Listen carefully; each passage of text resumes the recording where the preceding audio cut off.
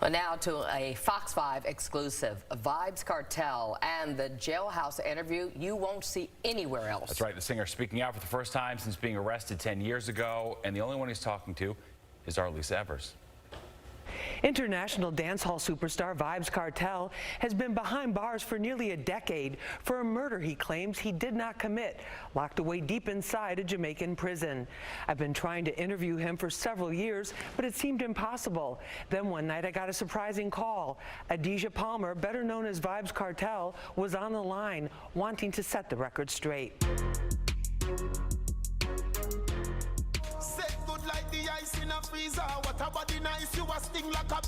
Vybz Kartel is many things, an incredibly prolific artist in the dancehall reggae genre who's managed to dominate the music scene despite being locked down.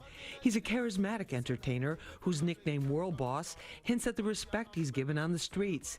He's a champion of the poor and a convicted murderer whose claim from day one he was framed. His talent, drive, intelligence, and wicked wit have never been in question. Now the only question is whether his last legal appeal to the highest court in the UK will determine he was convicted based on falsified phone evidence. A lot is on the line. He could be a free man by 2022 or an inmate for 30 or more years. It's enough to send anyone into depression, but not Vybz Kartel. I hope you're hearing me. Yes, yes. As you look around the cell that you're in right now, can you describe for us what that looks like? It's dark. It's hot.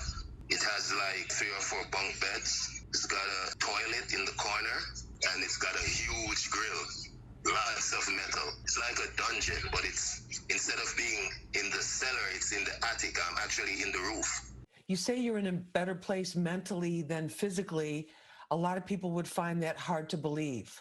Yeah, because I was sick for a few years. So definitely I'm recovering physically, but mentally I've always been in a good place because I know I'm innocent and I know I'm coming out. Do you really believe that? Yeah, of course I believe that. And to be totally honest, the system really wanted me thrown away. It was never about me being charged for a murder. It was about getting rid of Vybz Kartel, not Adidja Palmer, the person. Why do you say the system is out to get you? Because they told us, they say we have too much influence. If you remember when Movado and I had that little feud a few years ago, we even went to King's house, which is like the home of the Prime Minister.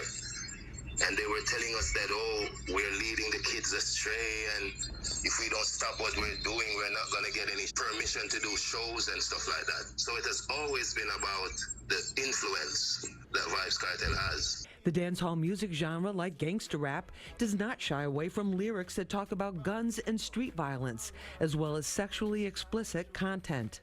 How do you keep your spirits up in prison? That's a good question. That's why I said I'm more mentally in a better place because I read a lot, I write a lot. You know, I watch movies, I listen to music, and I've met people here that are cool, like cool people that we can talk about stuff. You know, good friends along the way. So that's how I spent my time.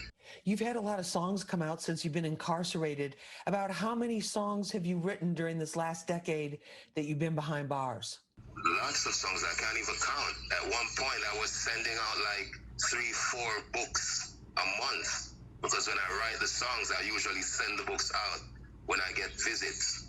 Thousands of songs, really. And I know all of them are not going to be able to get released maybe in the span of my career, but you know, I just keep writing and writing. It makes me better.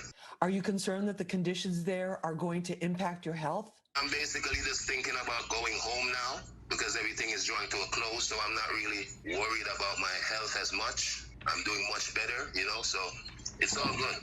Kartel's attorney, Isop Buchanan, filed a fresh evidence appeal based on the findings of a British digital expert who found that his cell phone had been tampered with prior to his trial. It's expected to go before the Privy Council, second only to Queen Elizabeth in authority. Yes, God save the Queen, because she's the only one that can save me now. Despite the twists and turns in his legal saga, Kartel refuses to give up. Coming up tomorrow night, part 2 of my exclusive jailhouse interview. Kartel gets candid, not holding back about how he really feels. It's a side of him you've never seen before. Looking forward to that.